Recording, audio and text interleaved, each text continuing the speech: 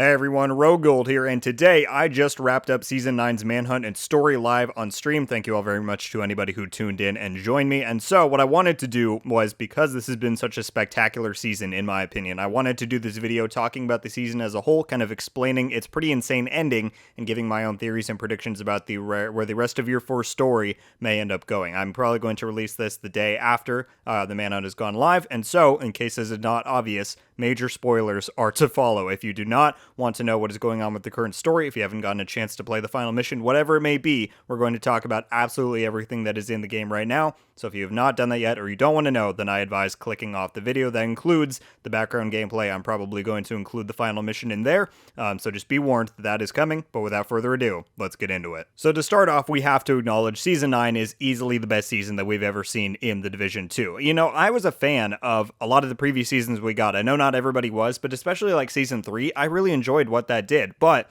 what Season 9 does so expertly, and what I really hope we see continue into the future with Season 10 and onward, is that now the story is just relevant. Every sub-target, every comm you get, everything is relevant to where the story is heading and what you need to know to understand it properly. And that was not always the case in the past. And what Season 9 did so well is it started us off with some, pretty big reveals and revelations after the events of Season 4. You also started off with some intrigue about who is McManus, why is he pairing up with Natalia, what are they planning? And then as we move on through the season, that just led to more and more reveals. And I think that structure has suited Season 9 super well, and I hope they continue to do that, or at least keep it at that level of excitement moving forward into Year 4. And it all culminated in a really awesome final Manhunt mission and target, which, unless you'd read the spoilers months ago, I don't think anybody would have seen coming some of the plot twists that took place in there. It was just super awesome. And the one thing that I have to mention before we dive into it more is the reintroduction of Jack Bonney was completely awesome. This is a character, I've mentioned it in videos before, I'd have to go and look at which ones,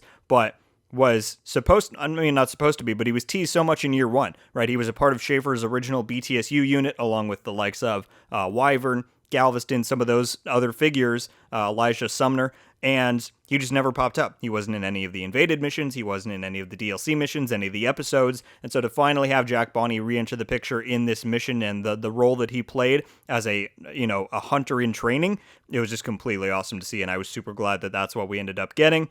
Let's move on to, we established Season 9 is just awesome. My personal opinion, of course, let me know yours, but I think it was just great. So let's move on to the ending of the season and kind of break that down and explain it a little bit. And when you actually boil it down to the essentials, it's actually not terribly confusing. We just finally get some clarity about what has been going on in the larger world, and we kind of get a sense of where things are headed and what direction we're heading in. So the hidden alliance that the season is named after and that we've been learning about all season is really between Faye, Schaefer, and the True Sons. And what we kind of learn is that every event that we experienced in Season 3 up until now was planned, and now we need to uncover the greater project and plot that they reference in this season and learn how to stop it. So what do I mean by that? Well, we learn in this that Faye and Schaefer met up prior to the events of Season 3 where we took him custody and not only uncovered what Natalia and the Black Tusk's greater plan really is, but also what the intricate details of it and what they need to do to stop it. And what they decided was that not only did they team up with the True Sons because they had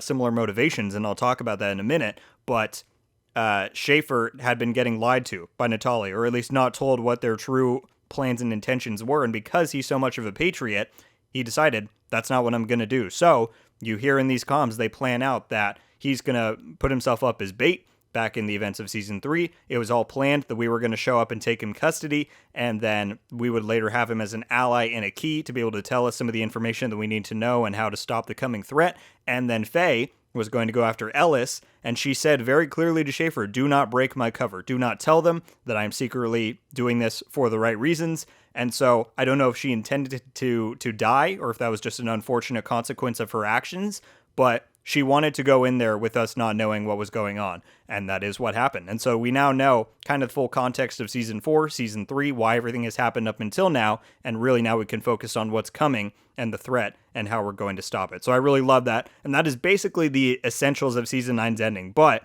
we also get a lot of extra details, and I now want to shift to my own theory about where the future of Year 4 is headed. We kind of broke this down a lot on stream and, piece by piece, and now that I've had a chance to think about it for a minute and kind of consolidated into some bullet points, I want to present this because let me be clear. I'm not a lore person. There are many details that I'm sure I'm missing. You can poke a lot of holes in my theory here, but in general, I think this sounds really cool. It makes sense with what I heard playing through Season 9 and some of the other stuff, and I'd be very curious to hear everybody's thoughts on this. This is my theory for what the events of Season 9 really tell to us and where I think Year 4 is headed. So this little theory of mine kind of explains and includes everything that we've seen ever since Warlords of New York up until now, including the likes of Keener, Faye, McManus, and the general future of where I think things are going. So let's it's just going to be fun. I'll just put it like that. But let's just get into it. I think that the project that they are referencing throughout Season 9, especially towards the end, that Natalia and McManus are working on, I think the project is the expansion of the Hunter program. McManus is providing the pre-existing members, aka the hunters that are already hunters, and the tech or whatever, equipment that Homeland has that turns somebody into a hunter. I don't know if that's any sort of biological tampering, if they actually change their DNA or some stuff like that. I have no idea. But whatever turns a regular person into a hunter, whether it's just training or tampering or tech or whatever, he's supplying those two things. And Natalia, as we saw in the Jefferson mission, is providing the new recruits in the form of Black Tusk soldiers or Jack Bonney, whoever, as well as the greater Black Tusk infrastructure to really integrate the hunters into and make their force even more threatening. So that's what I think their partnership and alliance is really focused on, and that's what I think the project is that they are working on. And so that's what we saw go down in Jefferson Trade Center, was one of the recruitment sessions and training programs for Bonnie to become a new hunter. And so beyond that specific project, I think then that Natalia's ultimate goal is to establish a new empire, to take control of either just the US or the entire world. I don't really know what the full scope is. I'm sure that's something we'll learn about as we progress into Year 4, but I think that is her ultimate goal. And, I'll talk about in a minute how Ellis plays into all that and whatnot. But let's go back chronologically, right, and start at Warlords, because that's really where all this got started, right? Even if we weren't aware of it at the time, that's really where a lot of these events kicked off. So during Warlords, at some point, Faye uncovered the Black Tusk and Natalia's true plot and motivations. That's why she joined their ranks. Originally, at the end of Warlords, we saw that little cutscene was so that she could, gain some of their trust and begin to sabotage them from the inside. And kind of something that we just discussed on stream is that I think Keener already knew what this plot was. They say every single time Keener's brought up that he's always 2 steps ahead of everybody else, and I think that's no different here. I think he knew what Natalia's ultimate goals and plan was, and I think that what we saw him doing in Warlords was actually to try and stop that. We never knew, at least to my recollection or knowledge, why Schaefer and the Black Tusk were pursuing and attacking Keener on Liberty Island when we show up to it in the Liberty Island mission,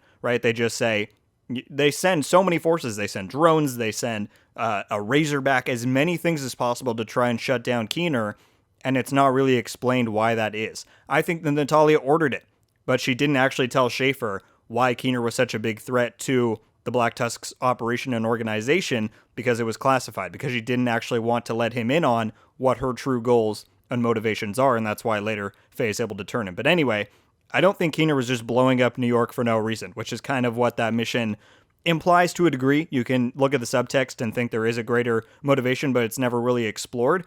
But I think that it was to shut down some part of the Hunter expansion program. In what way? What part of that might be housed in New York, I do not know. But that's kind of my idea, is that Keener had some sort of knowledge about what she was planning, and his actions were to try and stop it, even if it didn't initially look like that. And that's why when he dies, he says something so eerily familiar to what we're hearing Lewis and Faye say now in Kelso, which is that you have no idea what's coming, is like one of the last things he says once he's on that dock and me and Kelso are there with him.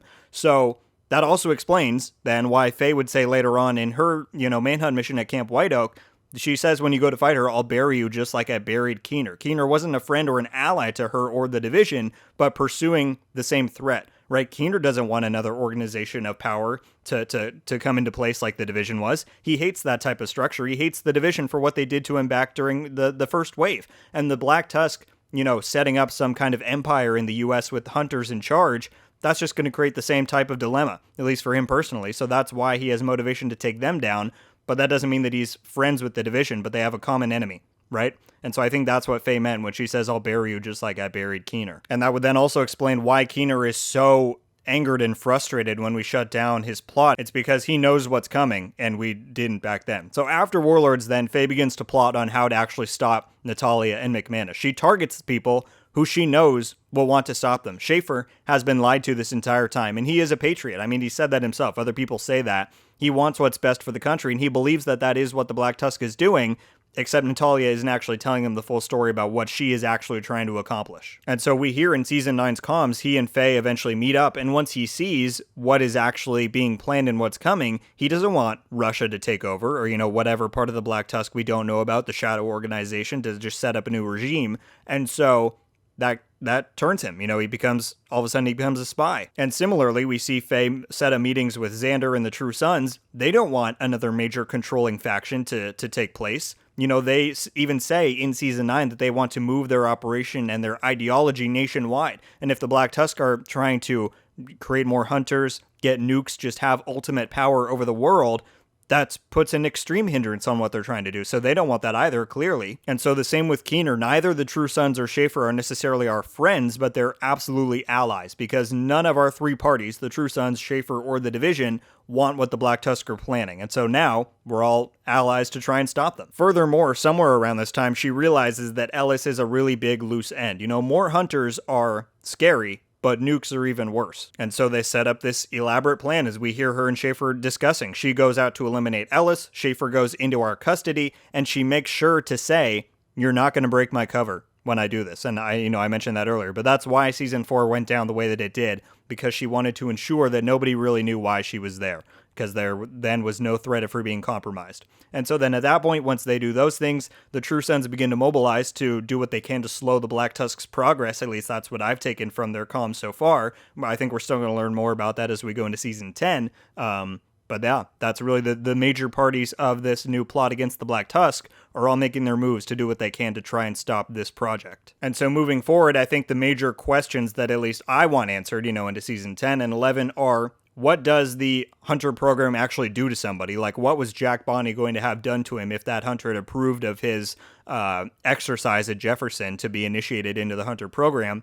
How are they expanding it? How are Natalia and McManus, like, how many of these different recruitment sessions are happening over the entire region or the country or wherever? And how do we stop it? Like, that, I think, is the ultimate question that Lewis and Anderson are really trying to figure out and trying to act on. But until we kind of get brought into the fold, we don't really know. And so I'm curious to see how that's going to play out. Overall, I think Season 9 was an absolute success. It delivered us a story and just an overall gameplay experience that I don't think any other Division 2 season has been able to accomplish thus far. And so with the devs saying stuff like Season 11 is going to be even better than Season 9 and 10 are going to be, that just makes me immensely excited to see where the future of this is heading, especially after seeing just how good Season 9 was.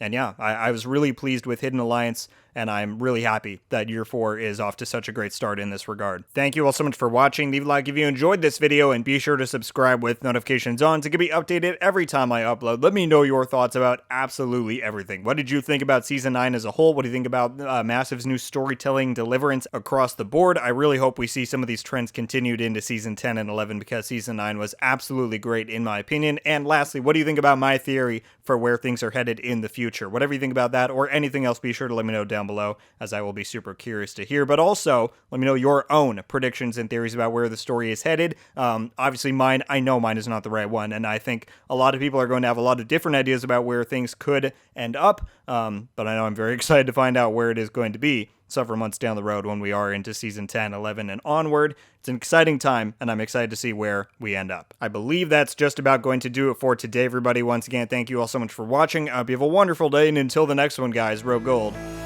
out.